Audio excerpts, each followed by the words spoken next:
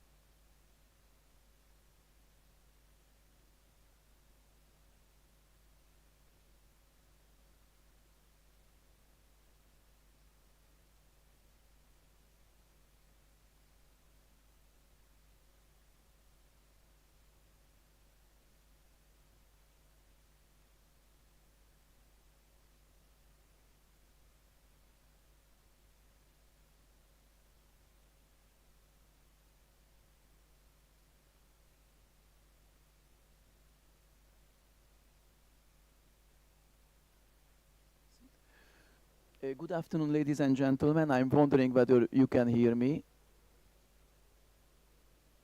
Arush,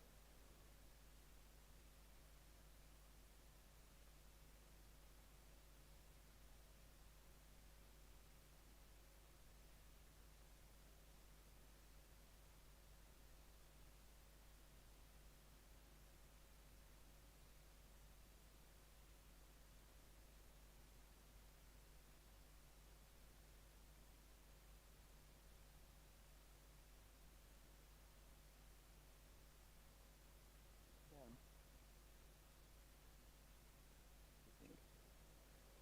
1, 2, 3, 4. I'm wondering whether you can hear me. 1, 2, 3, 4. I'm wondering. Okay, excellent.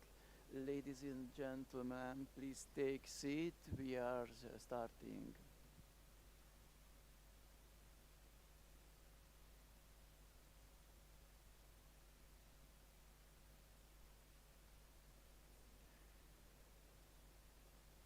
I'm wondering whether the online participants we have already, so they can hear us. The online participants, we are starting now.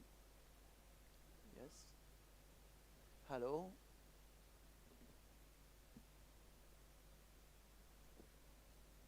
Sorry. Okay. So they are not speaking currently. Okay. Thank you so much. So, ladies and gentlemen, if you can sit down, please, then we would start our session. I'm Tamás Vattai, working for the regional office of FAO for the Near East and North Africa region. And today's session will be about transforming urban food systems and the necessary investments for that. I give just a short introduction to this panel, and then I give our colleagues here the floor to introduce themselves. And we have as well additional 3 virtual participants for these sessions. So just a brief introduction. We all know what challenges agri-food systems are facing currently, in addition to growing population, climate change challenges, biodiversity degradation, deforestation.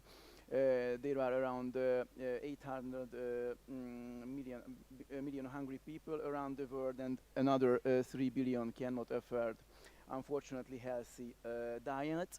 So there is something not working well in agri-food systems, and that's why we are urging FAO the transformation of agri-food systems. So with that, we are forcing a paradigm shift how agri-food systems are working currently. And here we arrive as well to the topic of our session, which is that it is predicted that in 2050, almost 70% of the global population will live in cities. So that's why it's a very important topic to tackle within this question of, or within the broader framework of agri-food systems transformation. So we have to understand, the role of the cities, urbanization within this transformation, and the role of cities, governments in the agri-food system transformation. So that would be the major role of this panel. And then I would give the floor, for a short introduction to our two in-person panelists, and then to virtual participants, and then we will test as well whether they can hear us. So first I would like to give the floor to Dr. Masoud Al-Azri, who is representing a ministry, but he will introduce himself shortly, and then I introduce the other gentleman, please. Thank you very much, Michelle, and thanks for the participant. Thanks for inviting Ministry and the Sultanate to attend here and to be in front of you today to talk about food security transformation. I am DG of Planning, Ministry of Agriculture and Fisheries and Water Resources, as well as a board member of Agriculture and Food Investment Company, which is, of course, work in transformation of food system in Oman. Thank you.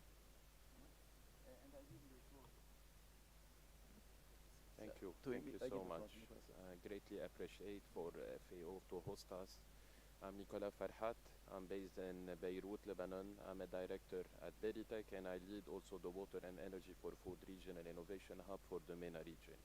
So Belitech has been leading the ecosystem of entrepreneurial since 2002.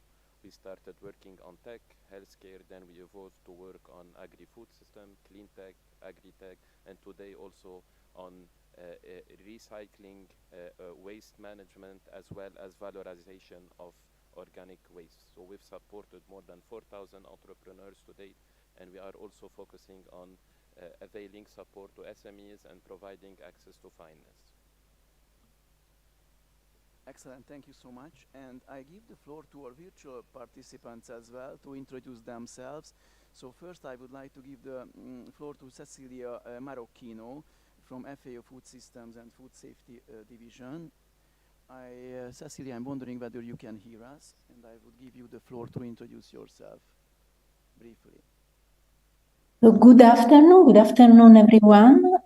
So I work in FAO Rome at the Food System and Food Safety Division.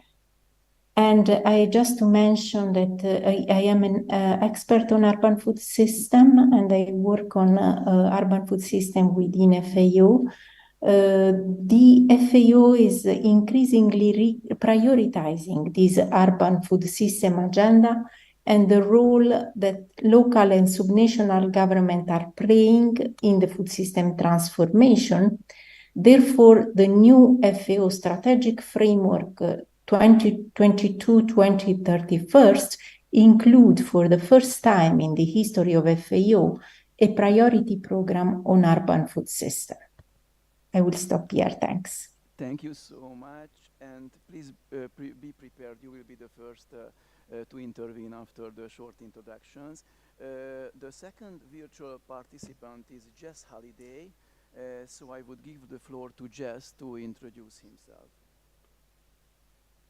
Hello, everybody. Thank you very much. My name is Jess Halliday. I'm the Chief Executive of RUAF. RUAF is an international organization with a history going back more than 20 years that aims to accelerate food systems transformation for greater environmental, social, and economic sustainability, resilience, and equity in cities and city regions around the world. The RUAF Global Partnership is a consortium of expert institutions with a recognized track record in urban and peri-urban agriculture and urban food systems. We bring together cities, research institutes, and civil society organizations that combine technical and policy expertise with scientific research and practical knowledge. Through our consultancy arm, we undertake projects involving city-to-city exchange, awareness raising and advocacy, training and capacity building, multi-stakeholder process facilitation, food systems assessment and monitoring, documentation and knowledge systematization. Some of our current and recent projects include, among others, the CGIAR Resilient Cities Initiative, particularly the work package on governance, and the City Region Food Systems Programme, which we co-run with FAO. Thank you. Thank you so much. And I would give the floor as well for a short introduction to Luke Metelerkamp, sorry very much. So Luke, if you can hear us, yes, please introduce yourself.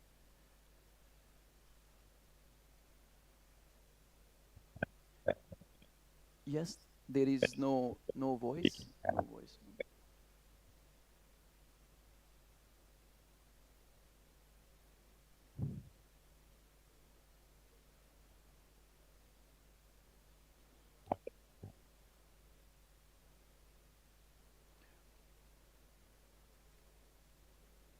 I see. Luke, please switch on your microphone because we cannot hear you. So if you could switch on, you are mute.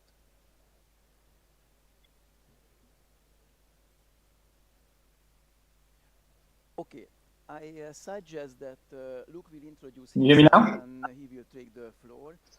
So first I would like to ask Cecilia Marocchino to give a short overview what FAO is doing in urban food systems. So Cecilia, I would like to give the floor to you.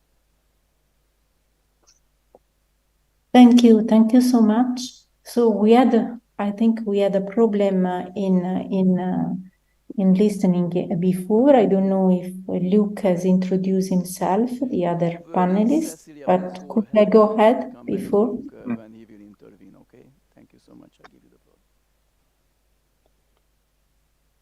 Should I go ahead or we leave Luke introduce? Please because we got disconnected. We didn't hear anything before. Sorry. I think if you cannot hear me, then go ahead.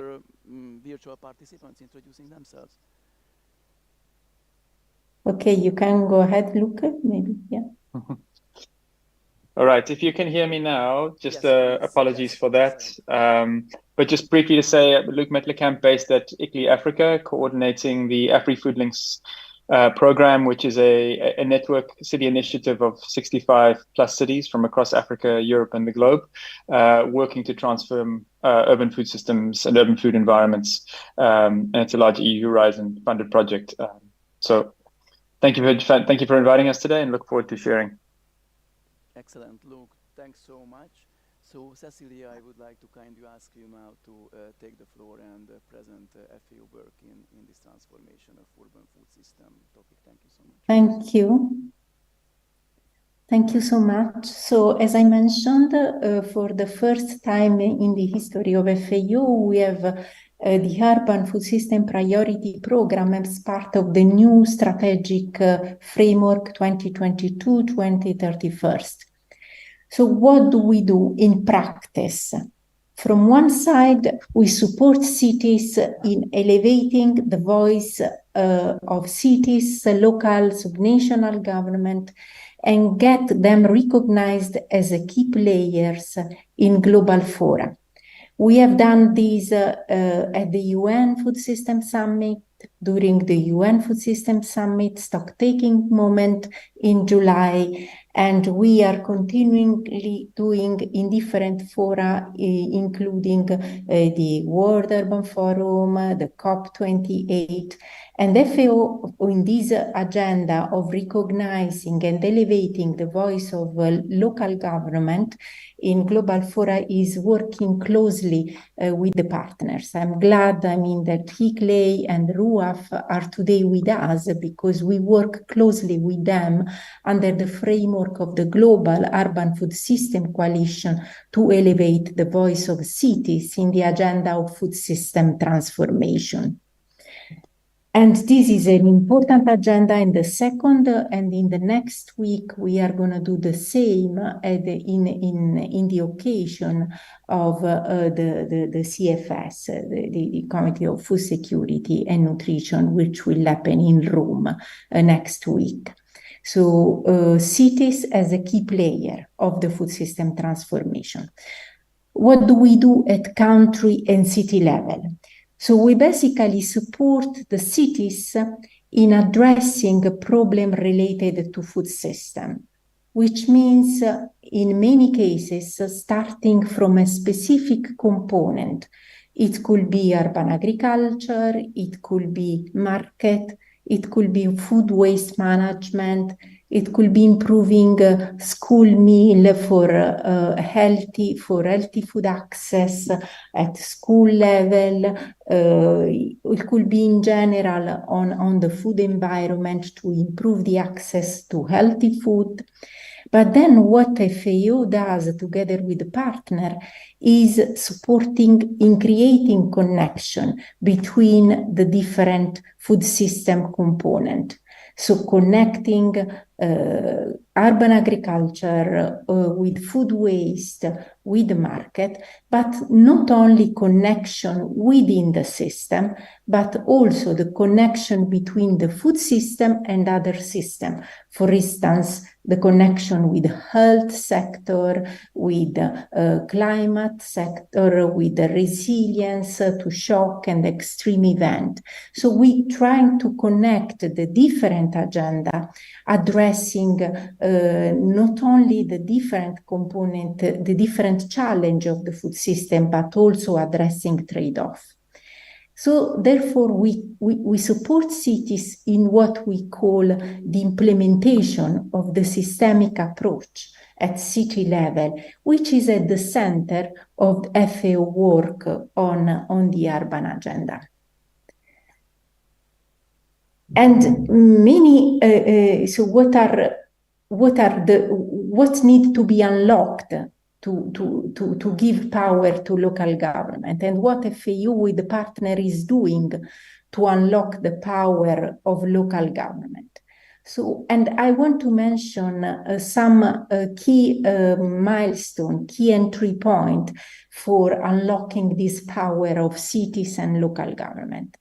First of all, together with the partner, FAO is working in what we call the multi-stakeholder and multi-level food system governance. This is proven to be a key platform to start engaging with local government on the food system agenda.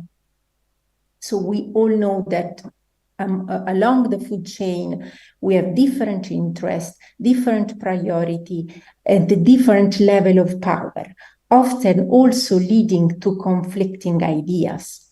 However, what is demonstrated in many cities that we really need to work and to foster multi-stakeholder platform to really understand the challenge of a complex system and identify common direction.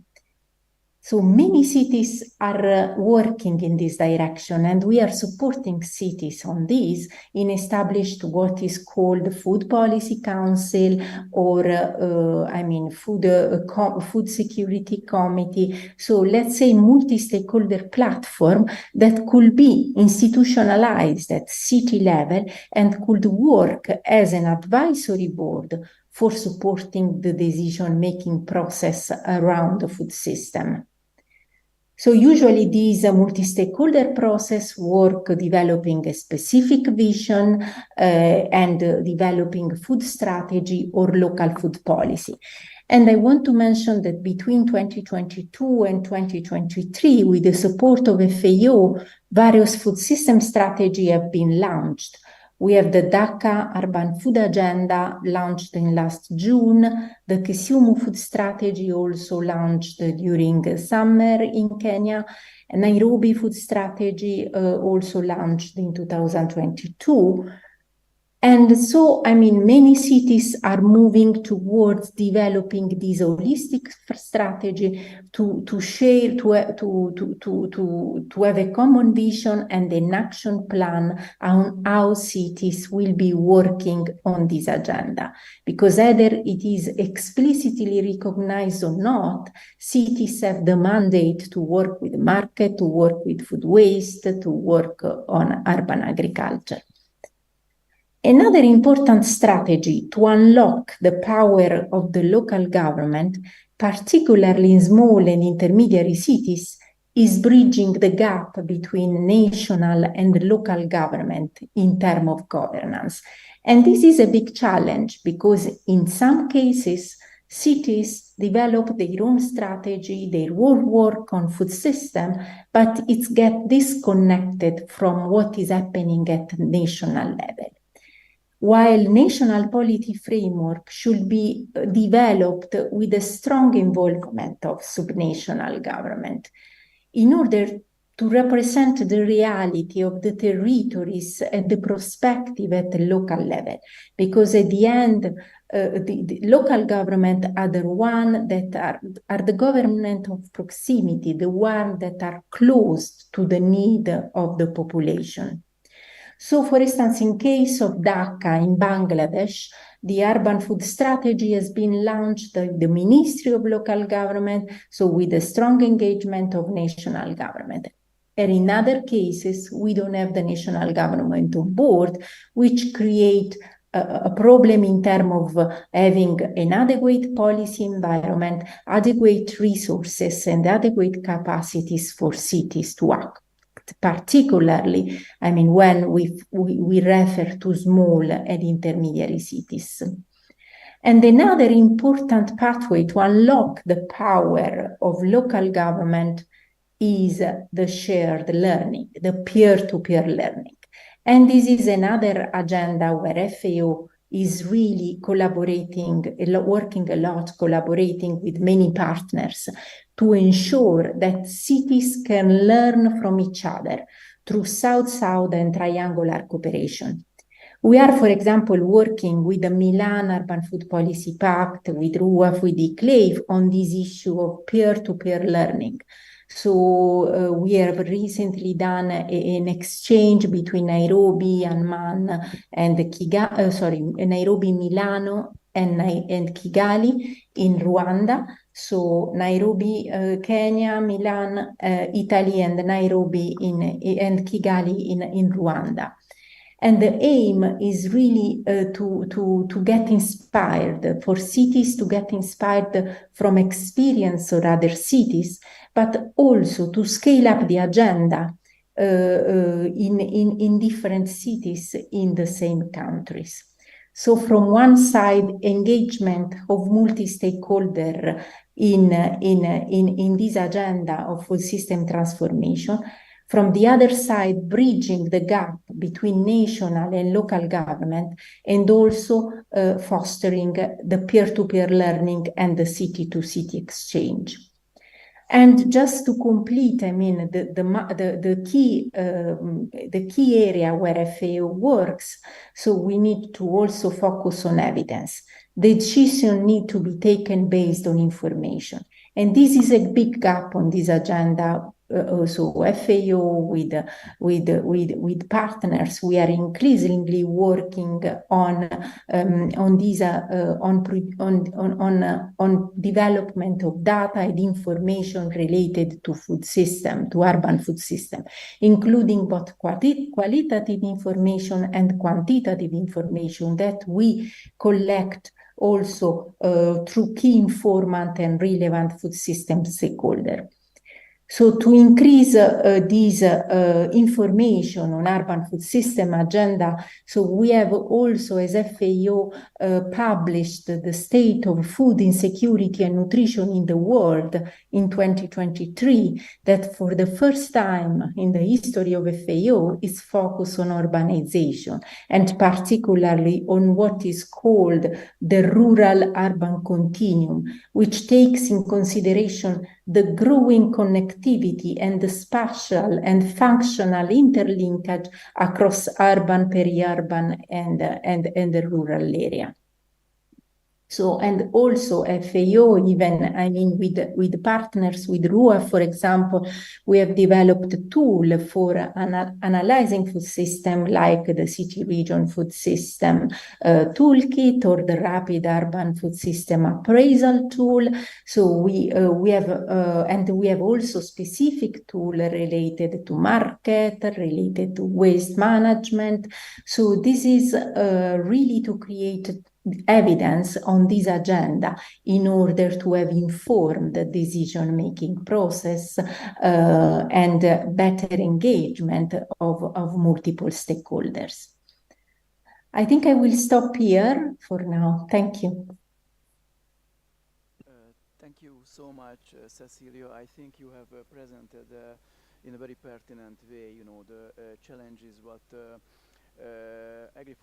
urban agri-food systems are facing, and what are the key goals and important issues, for example, connecting local and central governments in fighting against food insecurity and to providing healthy diets. I would have just a question to you. It would be interesting to learn from you. So we often see national food security strategies for different countries, but I don't remember that many, you know, which is, for example, a strategy of a city. So my question would be that cities have a role in implementing national food security strategies, or they have maybe as well different objectives, you know, in achieving food security in urban areas, cities.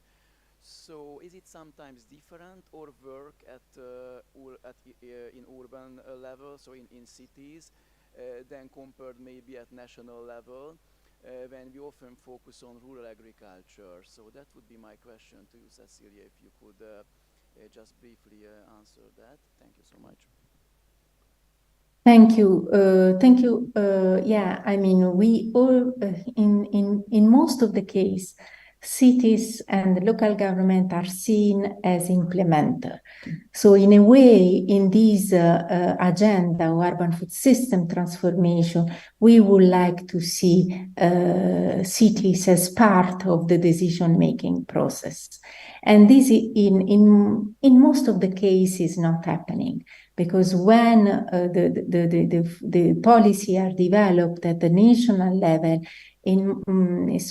cities, local government are not part of the decision-making process. And this is a big gap in terms of addressing the problem at the local level. This is why also in the process of the Food System Summit, where I mean many national governments have developed their own pathway on food system transformation. So as Urban Food System Coalition, we have been pushing for the engagement of cities in the design and implementation of the national pathway. So yes, implementer, but also as a part of the decision-making process. And on the other way around, I mean, we have plenty of strategy at local level, which are a vision, a great vision decided through a multi-stakeholder process, but disconnected from the national food security policy. And that is an issue that needs to be addressed. And that's why, I mean, with the partners, we are discussing that we need to prioritize this gap in our support to cities. So we need to work all together for ensuring that this gap between national and local is bridged, because in most of the case we don't have let's say best practices. We have practices maybe related to one specific entry point, which could be public food procurement or food waste. I mean, we have, or urban agriculture, we have examples where this connection work. But when it comes to the holistic strategy, so there is a clear disconnection still in most of the countries. So, and the gap that need to be filled. And I think here, as international organization and partners and relevant partners working on this agenda, we really need to work together to bridge this gap. Thanks. Excellent, Cecilia. Thank you so much. And I think it's an excellent entry point to Masood. Cecilia just, was talking about this gap between local and the national government in terms of implementing national food security strategies. So I'm wondering, you come from Oman, from a ministry. So what is your policies? How maybe you try to bridge this gap, between cities and the ministries. So what is your approach? How you can help your cities in this urban food system transformation? I give you the floor, Masood. Thank you very much. Yes, this is a very excellent question. And actually, the strategies at the beginning, when it's prepared, it has been prepared not only at the national level, though everyone being involved to prepare the strategy itself. So when we come to implement the main what's called the main rules in the strategies, everybody also should be involved. And you also recently in the country, the governor in the different provinces gave him more power to work and of course to produce more food, because Oman, like GCC's countries also, they rely a lot on the imports foods. So we do have resources that can also reduce some gaps for the import, and we can produce some essential products, like for example wheat. Power being given to different governors in different provinces across Oman, in different cities. Also subsidies being given to the farmer. Also support being given to the farmer institutions, farmer associations, SMEs, private sector. We are working together, the government working closely with private sector, with all other entities to increase production across Oman. Recently also subsidies being given, like offering lands with a very, very low what's called fees, like renting land to produce more foods. Also offtakes, for example, for wheat, the government support the offtake from the growers. In that, just from 1 year, the production of wheat shift from just 1,000 ton to more than 10,000 ton. So this is where different cities involve to implement the strategies of food. Thank you. Thank you so much. It's very interesting. I'm just wondering, we often read and see that, especially in this Gulf region where we are now, that they are trying to bring closer the production with greenhouses, for example, to the cities, even to restaurants, to have fresh salad, in the restaurant. So I'm wondering whether in your strategy cities have a role as well in this increased production. It's maybe not just increasing the wheat, for example, wheat production, but to increase the healthy diets, salads, fruits and vegetables. Yes, for sure. Of course, strategy implementing the different crops. Although we are concentrating on those main crop that is, of course, consuming a lot. Different cities introduced. Of course, we introduced those new technologies. Even the what's called farming, closed farming. every new technology is being distributed to different cities in Oman, not only, of course, in the capital city, though it's from let's say from Musandam to the north, to the far north in Oman, to the Salala, to the south, far south in Oman. Also insisting farmers to produce different crops with a very high quality. We do have, of course, a center to check the quality of the products, also to check whether those the diets. We're insisting also of course, with the Ministry of Health as well. We have a national strategy on that to produce healthy diets. Also, there is a tax for those products that is with, of course, the sugar content, and it's affecting the health, people health. So yes, different cities being involved in these strategies. Farmers being aware about what he's supposed to grow and what does he need to do. Thank you.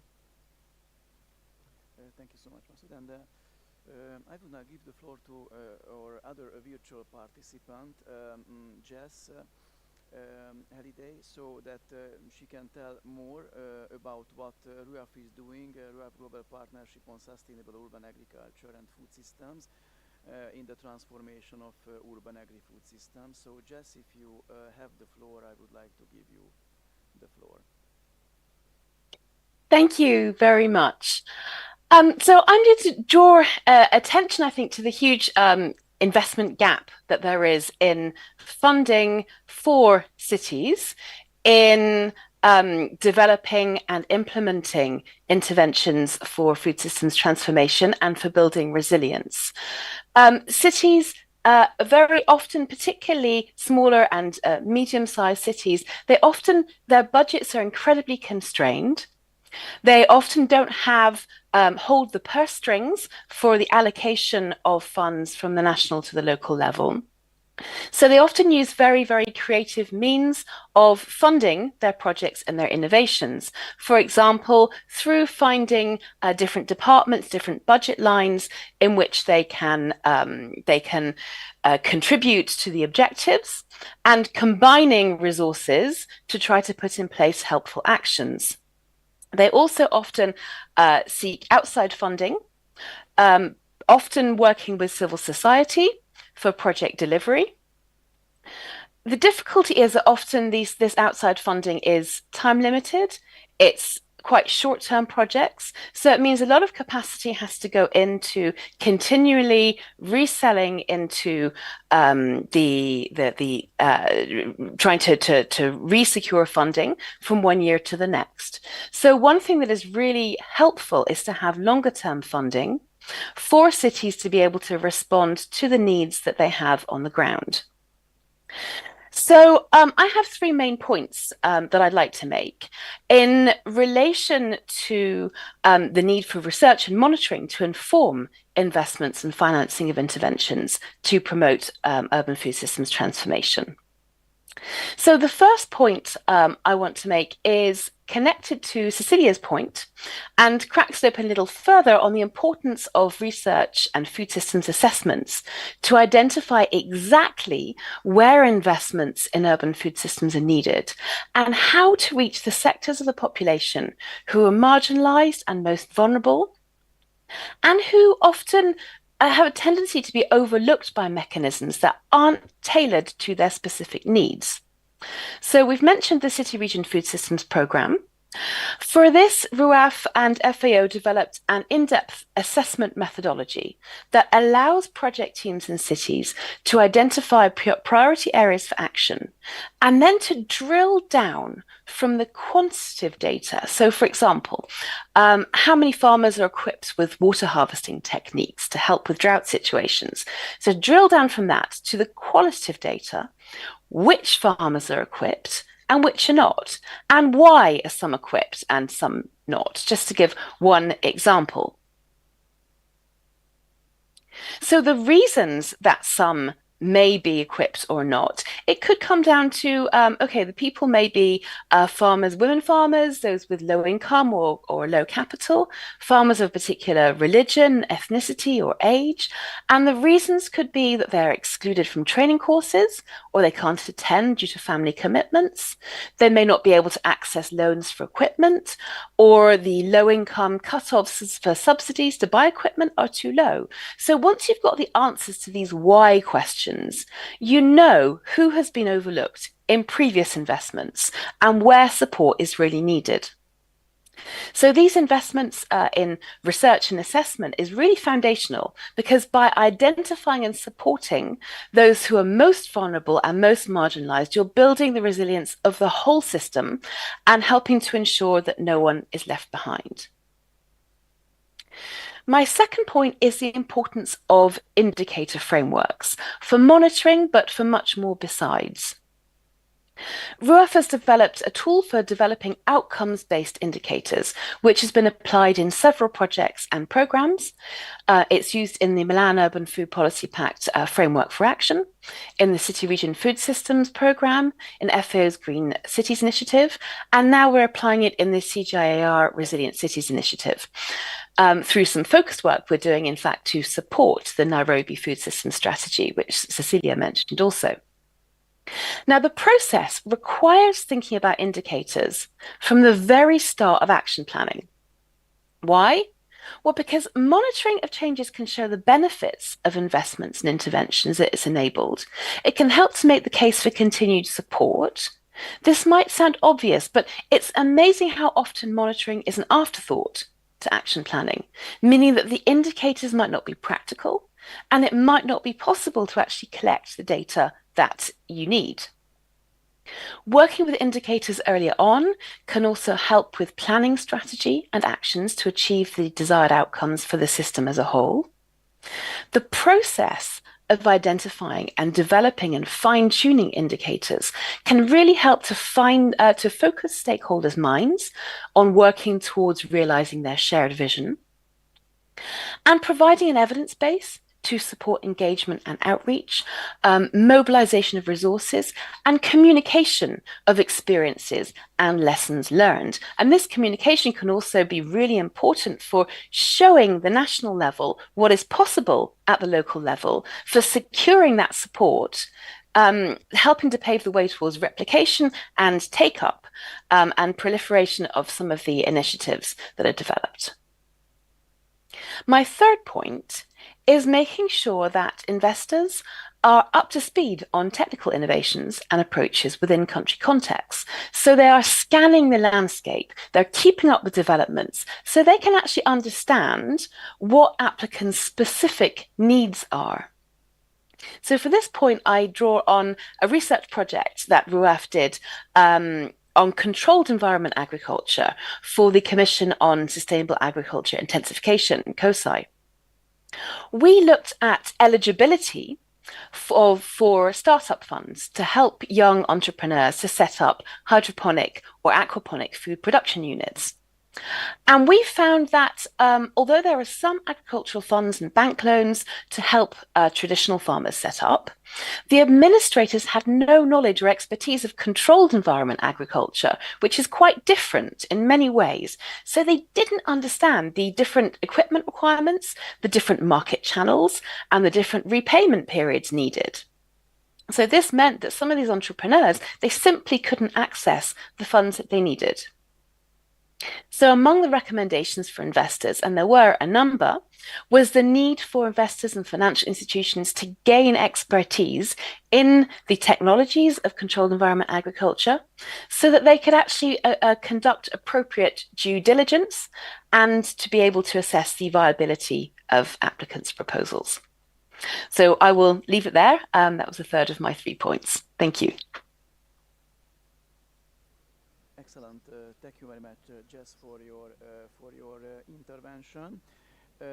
It's very interesting that you are saying that the role of research and monitoring to identifying financial gaps is important, that you are developing indicators and monitoring that, and you have found often the reasons as well why the financial resources don't arrive into cities. You mentioned this, for example, if they don't have knowledge, these administrators in bank concerning these new technologies. During this forum in the sessions, we are trying to focus on mobilizing additional financial resources in agri-food systems transformation, because there is a clear gap, in this finance. And you are mentioned that you are monitoring this gap. I'm wondering whether you have as well found some solutions, from where these additional financial resources, investments can come, for example, in this controlled agricultural environment project. Is it necessary has to come from public funds, from the national government, or what other sources you suggesting? More innovative type of financing. We would be interested. So if you could flesh out maybe some points on those questions. Thank you very much. Sure. Yes. More innovative kinds of funding are always helpful. I mean, we looked at funds from national governments, in fact, for technology transfer funds. So, for example, in countries where there is a very well developed industry in controlled environment agriculture, finding ways of transferring that knowledge. But also the private sector can be quite helpful in, for example, funding piloting of new technologies in lower income countries. So actually helping to provide access to some of the new technologies to people that wouldn't otherwise be able to afford it earlier on. So quite an innovative way of, rather than having to wait for the price of new technologies to come down, giving them the first look, the first trial, and then taking their feedback and helping to adapt these technologies to the new environments. So I think that's another way beyond these public financing, another way that the private sector can also contribute to helping to build the capacity of lower income countries, of farmers, of entrepreneurs in being able to address some of their own challenges. Excellent. It was not fixed previously that Jess finishes with the private sector perspective, but exactly we have arrived to the role of our next speaker, Nicolas, to speak about more of the role of the private sector in this urban food systems transformation, in this whole implementation of these new technologies and innovations that are necessary for that, and maybe to give some views as well on how we could finance this transformation. Absolutely. Thank you so much. First, I want to start by saying that developing and less developed countries may not benefit from a national strategy. Like some of them do not have a generic waste management plan. And here, of course, I'm talking about some countries around the Levant, in the Middle East and North Africa. Therefore, when you have those enabling environment challenges per se, you have to use a bottom-up approach instead of a top-down. And here where the private sector, innovative SMEs who have a transformative business model can come in. For instance, one of our flagship programs, which I lead on water energy for food, is mainly addressed to help innovative SMEs scale their business model, optimize food system, shorten value chain, reduce food losses, increase food production in urban area, valorize organic waste, improve livelihood of the urban poor, and defer waste from landfill. How do we go about it? We provide them with catalytic grant, with technical assistance, with investment readiness facilitation, de-risking mechanism to allow them to tap into the private debt or equity capital markets. Why am I saying that? Because when we look at entrepreneurs, at even startups, and you want them to scale, you look at three things.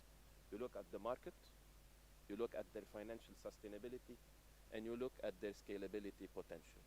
And this cannot happen without being able to access financing solutions. Now, we have supported many of those organizations, and somehow we were lucky. We were able to help many of them secure debt and equity capital, but this is not enough. The SME financing gap is still very wide. The only way to go about it is to look at innovative financial instruments that will allow those organizations to benefit from financial solutions that can be affordable for them, right? While at the same time, you know that today it is more challenging. There is a looming financial crisis. Today, the interest rates globally are at the highest. The US Treasury bill of 1 year is at 5.45%. So can you imagine what could be the cost of risk capital for private investors to come in risky countries?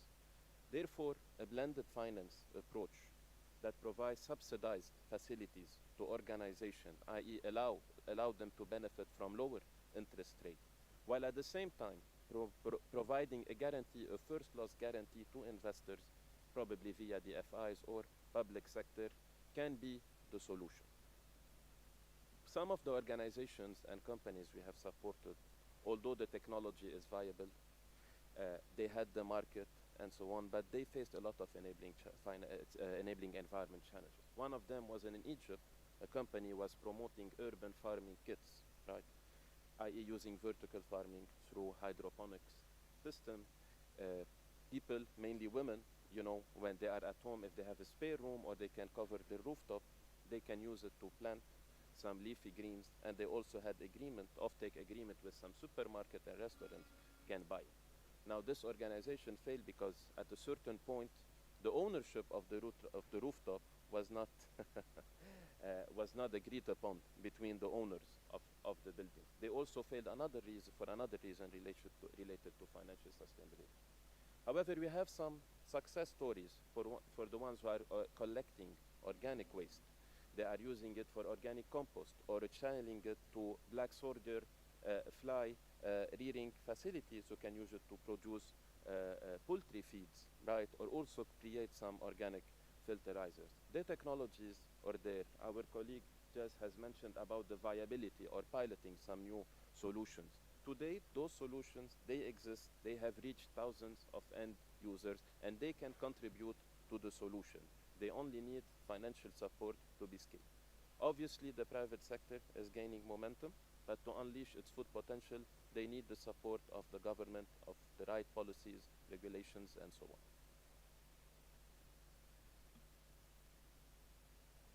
Thank you so much. These are very enlightening points in this discussion. You arrived at a very important role of, again, the national governments, right, in setting the right framework, regulatory framework, and as well enabling environment to implementing these new innovations. And you have spoken as well about successful new companies like right in this compost and feed production. Could you please maybe a little bit go into more details when you mentioned these successful companies, you know, which were the reasons that they could be successful, you know, in their goals or in their achievements? So what was the key factors that enabled them, besides, you know, if there is a right enabling environment? So innovative finance, but maybe if you can flesh out more in detail those points. No, absolutely. If you want to look at the organizations or the entrepreneur at large, a successful entrepreneur differentiates from the other if he is coachable, right? If his business model is innovative, he has a game-changing solution. As I mentioned earlier, if the market is there and he is truly addressing a pressing matter and key pain point. One of the successful organizations that we had supported, they focus on pre-harvest loss, post-harvest and pre-harvest losses. So you have a lot of grade B and grade C produce, right, that cannot be sold in supermarket or at the fresh market. Usually they are wasted. So for them, drying those grapes, converting it into raisins, or using apple to make it into apple chips, trying to find market for them were deemed successful. You have cold storage solutions, so not anyone can access cold storage solutions. It is expensive, it has to be close to the farming areas, it is energy intensive, so those who were able to create large cold storage solution close to the farmer that is running somehow on solar PV, whereas the subscription model is somehow affordable by smallholder farmers, were able to be more successful than the other. So there is no one size that fits all. It's on a case-by-case basis, but definitely you feel that there is a pattern that successful innovators or entrepreneurs boast as compared to others. Thank you so much. I would go now to our next virtual participant. Luke, if you could, you can hear us. I would give you the floor to speak more about what ICLEI Africa is doing in urban food systems, how you enhance resilience in urban food systems, and maybe if you can elaborate as well about the role of a multi-stakeholder approach in this field. So, Luke, if you have the floor, I give you it. Thank you very much. So I think one of the things which has come up from many of the panelists already is there's three things really. The big funding gap that exists and the need to find ways of bringing funding in. There's this evidence gap and the need to think about how we kind of support these local coalitions to develop the evidence that they need. And then how we help to bring cities to the point of becoming leaders in strategy around urban food system transformation, urban food system work, rather than just implementers of national strategies. So I'm going to touch a little bit on the work that we as the AfriFoodLinks program are doing, and just to also kind of acknowledge that this work has come out of kind of deep collaborations, with RUAF, with FAO, and many others in this process. So really, I think for us, the question is that we're grappling with within this program and within the wide network of cities and organizations we're working with is how we look at building coalitions and alliances at a local level. And I know some of the other speakers have touched on this already. How we focus on creating more enabling environments for city officials to champion change at a local level, because very often the work that we're doing, and I think this kind of work that comes up, is relying on the kind of energy and efforts of a small handful of city officials that are seeing the need, are seeing an opportunity, are trying to work out how to do things differently. And one of the questions we're sitting with is how you build a kind of supportive environment and network around those city researchers, which includes supporting them with more rigorous evidence. So one of the kind of four main pillars that the AfriFoodLinks program is also running on is embedding city researchers in each of the cities we're working with. So we're investing very heavily into what both Cecilia and Jess had kind of alluded to the need for, which is local research, which is deeply embedded, and giving city officials access to high quality researchers within their cities. Then helping, from that level of good scoping, good research done in a collaborative manner, stepping up into city kind of multi-stakeholder learning labs, multi-stakeholder platforms. Celia mentioned food governance policy councils, and there's many different examples of that, but investing into those so that creates a space for both city officials and researchers to be engaging in a structured way with their broader constituencies.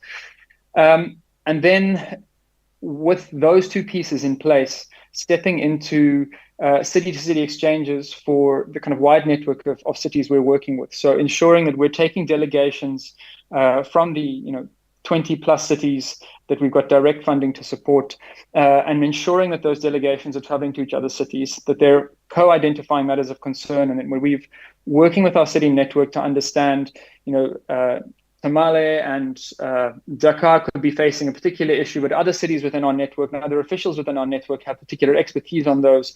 How do we make sure that those are connecting and facilitating those exchanges? So there'll be a wide process of exchange visits taking place over the coming couple of years.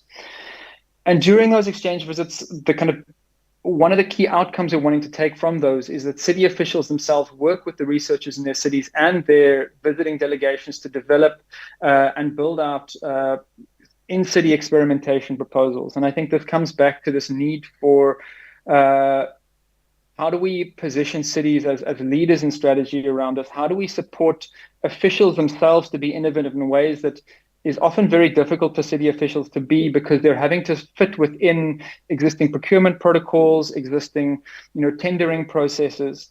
So what we're exploring is a way of enabling city officials to be the leaders in developing those concepts, but not having to be the financiers and implementers in the early stage of those concepts. So allowing them to say, this is what we want to do. And then as AfriFoodLinks and city coordinators in the various cities that we're working in, working to appoint contractors and teams to then work with those city officials to manifest those. And that might be a market intervention.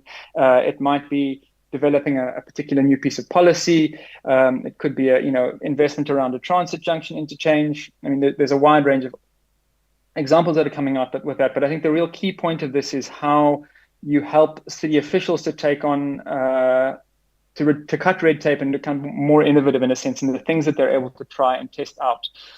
And then throughout this, really being very, very clear on the need to, as previous speakers have already alluded to, tracking evidence through these processes. As we implement these pilot interventions with the various cities we're working in, being very clear that the city researchers that are embedded in those cities are tracking those processes, being very clear with the monitoring and evaluation frameworks with those. And at the end of the day, ultimately, what we're looking to build out of this is a process that's really capable of seeding change through increasing flow of investment into cities by creating good examples of pilot projects that have been tried, where there's a strong evidence base behind them, clear research backing each city's work, and a kind of coalition of mobilized stakeholders within each of the cities we're working in. So, and I think for us, from our side, that has four, I suppose, pillars around kind of financial benefits and investment benefits of that. First is that I think it creates, often in cities where there's a lack of a food mandate, well, there is a food mandate, but it's not necessarily visible, and cities don't see themselves as having a kind of key responsibility around food. It creates visibility within city structures around what can happen and what needs to happen in the food system that can draw city resources into financing that. Secondly, I think it creates a mechanism and a mode for bringing in kind of national funding and supporting national government and bringing national government on board with funding. Thirdly, there's the kind of question of the private sector and how these kind of pilot interventions from a kind of city and national level can kind of leverage in private sector investment into that. And then finally, I think these examples, the cases, the research, and the kind of funding support and bridging relationship that we can play through both ICLEI as well as the Milan Urban Pact, FAO, and many others that we're engaging with, is to bring international support and financing into those initiatives where appropriate. Yeah, so I think that in a nutshell is what we're working on, predominantly in Africa and Europe, but also connecting to a much wider network of cities in the global south. Thank you so much. Look, it was very interesting what you just elaborated. So I'm wondering whether from the audience, any question to our panelists, whether you have, I have some, but first I would give maybe the floor to the audience if they wish to ask something from our panelists. But maybe while they are reflecting, then I turn to Masood and ask him as the representative of a ministry that we have spoken a lot about this enabling environment in this agri-food systems transformation. You mentioned a lot of policies that you are implementing in Oman. Could you please additionally elaborate a little bit on how you create a more enabling environment in this food agri-food systems transformation for cities and in general?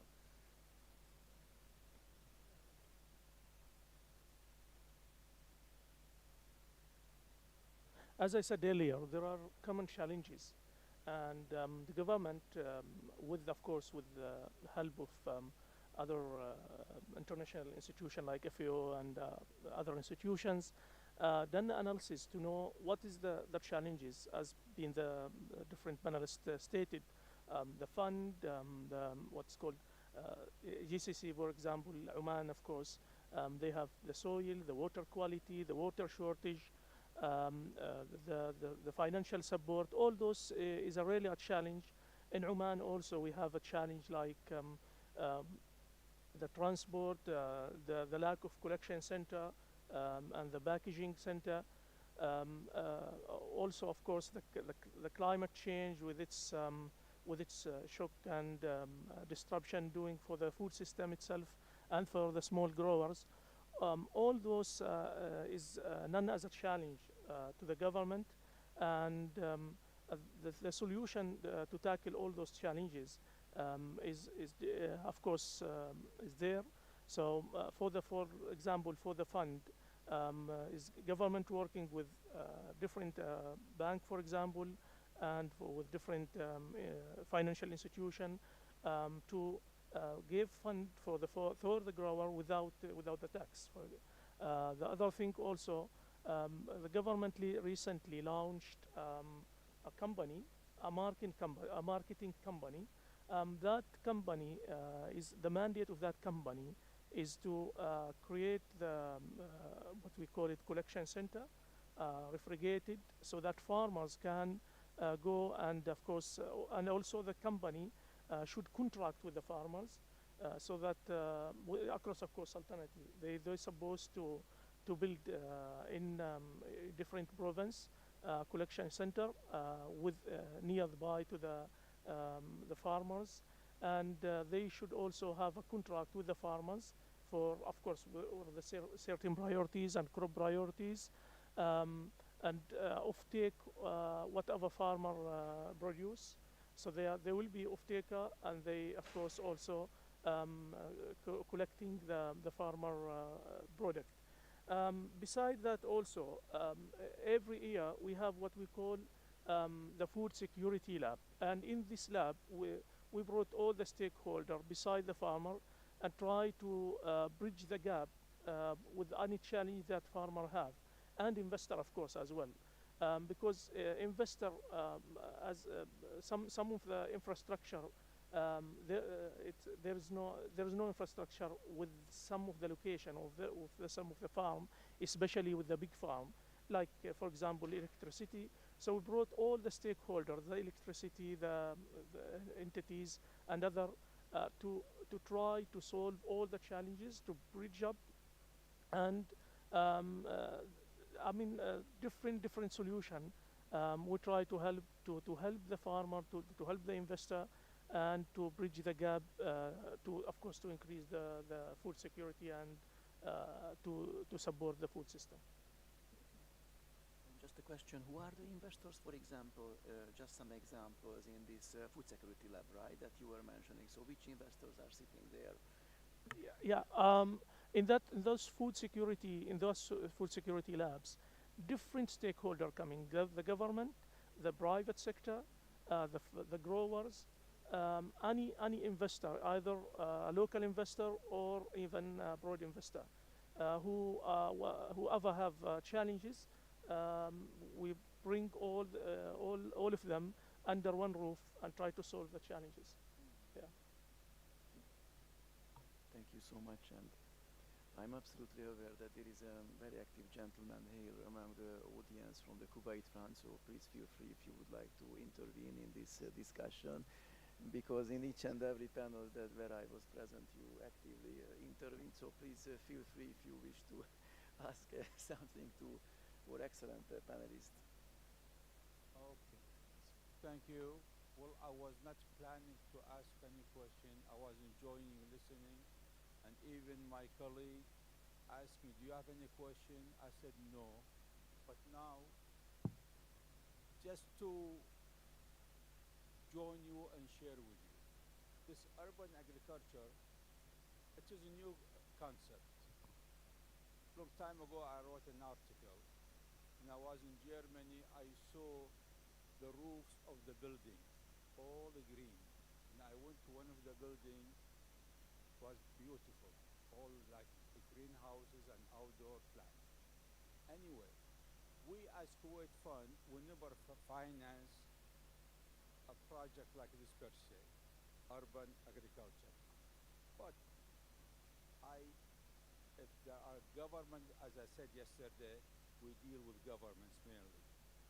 If there is any country, any government that you know, like FAO and other organizations, they need help in the urban agriculture, you are the most welcome to contact Kuwait Fund to provide first a grant for feasibility study, and we select together a short list of consultants. Let's say just a city which has, I don't know how many million people, they want to conduct such a project for the first time. We are willing to give grants for the feasibility studies with a term of reference and professionally done. Once, if it is feasible, we are willing to go further at the request of the government to ask for a soft loan to provide the finance for such a project, maybe with the indirect help of the private sector.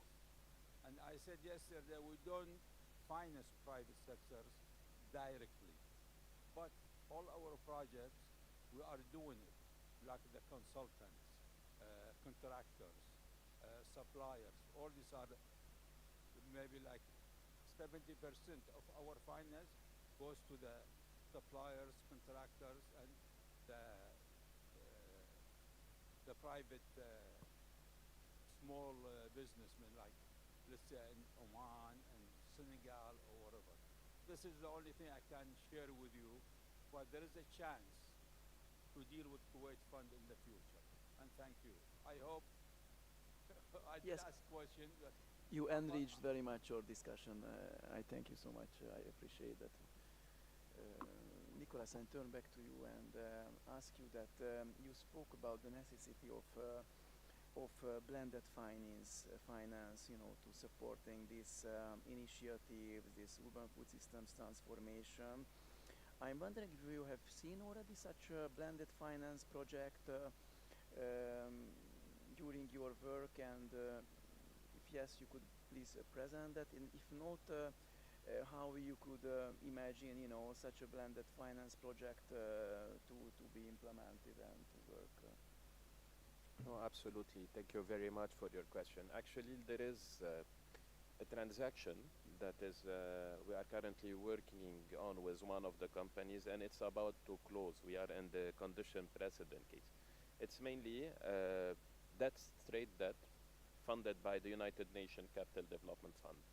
They are providing to an Egyptian entity a loan in US dollar at least 5 points less than the market rate. Now, what's in it for them? They are getting a guarantee from the FC and SIDA. And this is what they envisage in terms of optimal impact vehicle or fund structure. Us, Water Energy for Food, when our program ends in June 2025, we are envisaging to spin off into a regional impact fund. What we are looking at is to have an investment vehicle that can get financing from DFIs, Green Climate Fund, other sort of financial institutions. They will provide us with loans or investment that are partially at market rate, and another part for organizations that have high impact with a subsidized component. On average, the interest or the financial return the organization should pay would be lower, right? However, for the investor to guarantees, we will continue the conversation with our existing donor partners who are SIDA, NORAD, the EU, the Netherlands, Germany, USAID, to provide those institutional investors or private investors or business angel with a first-loss guarantee that can cover up to 30% of the losses of any borrower or investee. On top of this, and this is mainly based on our activities to date and proven result, we will have a technical assistant unit that will provide the organization we are supported with all sort of technical assistances that they need. What is necessary, for example, to present to an international financial institution or to a green climate fund so that they can support a project?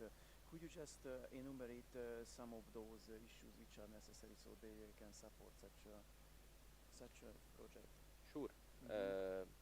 My short answer would be a pipeline of financially viable transactions. So we have the organization. We've been working with many of them over the last 2 years. We will be working with many more over the next 2 years, and we've seen a growth in the space in the whole region. If you look at the number of startups, scale-ups that are today working on the climate, green resilience space, you see a big growth.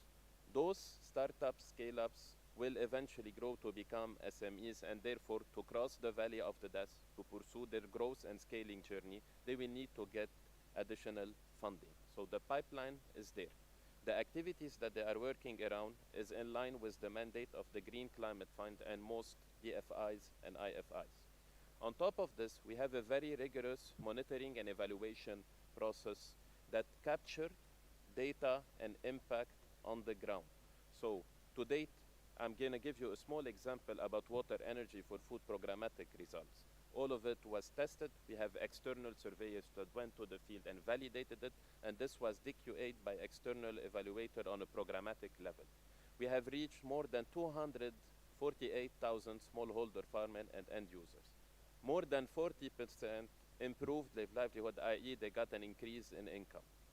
They have saved more than 900,000 tons of CO2 emission, saved more than 7.8 billion liters of water, and increased food production by 4 million tons.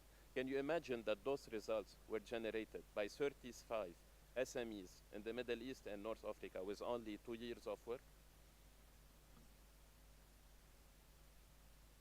It's very encouraging, to hear such example. It's really a very good sign, for the future and in this whole food systems transformation. So if our virtual participants are still here, maybe I would give them the floor so that they can tell something if to reflect what we have been discussing. So first, Cecilia, if you would like to share any views, what you have heard in this panel discussion, I would be more than happy to give you the floor. Thank you so much for the interesting discussion indeed. So just to add a component, in terms of this discussion of how we can unlock investment on this agenda. And of course, one thing that it comes clearly from the different experience that we are collecting, with FAO, but in all the work that we are doing with the partners, is that, the first important point is to have the political will to invest on this agenda. When we have a local, subnational, national government together to mobilize public resources for urban food system, that makes a big change. And we saw this, in different contexts, particularly, in some contexts, we have pioneer experience on urban food system, and I'm talking about cities like Milan or Toronto, where we have the department dedicated to food policy, and they have budget allocated for school canteen, farmers market, even a kitchen, community kitchen, community kitchen center, or so on. So we have really a political will to invest on this agenda. So this is, let's say, a precondition, because in some cases, in some context, we are still in a situation where cities do not recognize themselves as a key player or they are not recognized as a key player. What Luke was mentioning, is their mandate visible or not?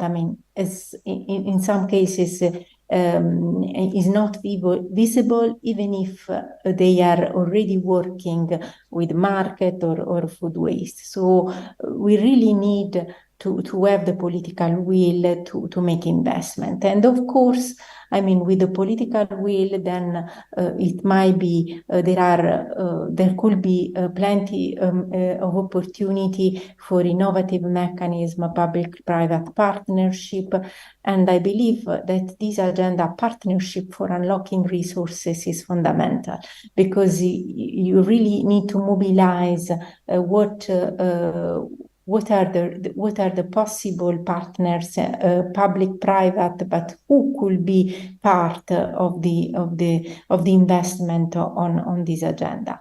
And I mean, some experience on public-private partnership that we have around the world, I mean, could be an example to get inspired how to mobilize investment in cities on urban food system. So from one side, political will, from the other side, partnership for investment. I think, yeah, thanks. Thank you so much, Cecilia. And I would give the possibility as well to Jess and Luke if you have any points, further points about what they have heard here in the panel discussion, or on that, who can be possible partners in investment in these agri-food systems transformation projects. So I give the floor first to Luke, right, and then to Jess to have the gender balance rightly. Thank you. You know, I think there's been a lot of really interesting and rich conversation today. One of the things that I feel is still a really kind of question that's outstanding for me is around this question of informal economy and informal economy livelihoods. If we consider that the informal economy really across most of Africa, much of the developing world is what puts livelihoods and it's what puts food on the table of the majority of really food insecure people. And we're talking here, you know, people earning $1 or $2 a day in a very kind of marginal income in a very marginal business. And to me, the kind of really big question that I think about and I sit with when I think about urban food nutrition and urban hunger is how we support investment into these very, very tiny fragmented kind of enterprises, and how we really create enabling environments for very food insecure families who are kind of low education with low resource to kind of just move up a small notch from $2 a day to $4 a day. And if we can do that on scale and we can mobilize financing around that, to me, that's one of the biggest opportunities we've got for addressing urban food insecurity and hunger. The other big one coming from a South African perspective, and I know that increasing African governments are rolling out investment into social grant expenditure. South Africa, we spend huge investments in social grants. Most of those currently are 70% of which is spent on food. So this question about how we capture and channel that social grant expenditure and keep it in local economies, channel it into the informal economy, to me is a really, really important question around financing, because it's money that's already being spent. It's just about how we get it to be spent better on people who are really needing a kind of leg up. So I think those are maybe two questions more than real answers, and a challenge, I suppose, to this space. Thank you so much. And finally, Jess, please, you have the floor if you have any reflections on the points that you have heard. Yes. Well, I was finding myself nodding along very much with what Luke was just saying about the informal economy and enabling these very fragmented, very small enterprises that are outside of the formal way of doing things and which tend to be overlooked, trying to find ways to unlock the support for them. And what I keep coming back to actually is putting decision-making in the hands of the people who know best the challenges that they face and what their needs are. And I think some of the mechanisms that can be really helpful for that can be things like, where there is some public or some private investment to actually saying to the community, or to maybe some small groups of informal stakeholders, okay, let's form some kind of a participatory budgeting scheme. Let's see if you yourselves can decide what merits funding and what is going to be providing tangible benefits for you. Also, mechanisms like rotating funding. So a small amount of seed funding, which can be a loan for one person in a consortium, and then they work, they repay that loan, and then it moves on to the next person. So finding these mechanisms at multiple levels. So we have the public and the private, and then coming right down to the community. How can they be used and channeled right down to the people that need them at the individual stakeholder and at the informal economy level? Thank you so much. Please, Masoudi, if you would like to. Yes, thank you so much. I would like to add also that we have a specific special program for women, for rural women, between what's called Oman Development Bank and the ministry, where the bank gave a loan, a free tax loan actually, with 5 to 6 years return, money return, and that loan is given to the woman to create their project, like honeybee rearing, chicken rearing, or livestock, whatever, or even giving them to initiate a greenhouse to produce some vegetable crops. So also that it's already a 2 years program, and we can see now the result is very, very good, and the different women in all across Oman have their own project now. They can produce, they can contribute with the food security in Oman. Besides that, also worth mentioning that the food security in Oman nowadays, it's ranked like 35 in the world and third in the Arab countries because of the different what's called support they've been giving, either to produce inside or to secure the import from outside and the reserve as well. Thank you so much. Thank you so much, and we are arriving at the end of our session, so just very few takeaways that I have noted during our discussion that I have found very interesting. So we have spoken about the need to close the gap between local and national government, right, in developing and implementing national food safety strategies. That for sure I would note as one of the important issues. Then, of course, the other issue is the political will that has to exist, in implementing this agri-food systems transformation, and again the role of the government in creating enabling environment and including the cities, I would say. And then the other major issue for discussion was, of course, as we are at the World Investment Forum, is the need to close the financial gap and in financing such a project that accelerate this urban food systems transformation and the need of a multi-stakeholder approach. And in concerning financing, I think we have heard very many interesting examples of successful projects, including innovative financial mechanisms and some very good examples that gives us hope that we can be successful in this whole agri-food systems transformation and within that urban agri-food systems transformation. So I would like to thank you for your attendance, and we close this session, and wish you an excellent appetite, bon appetit for the dinner. Thank you so much.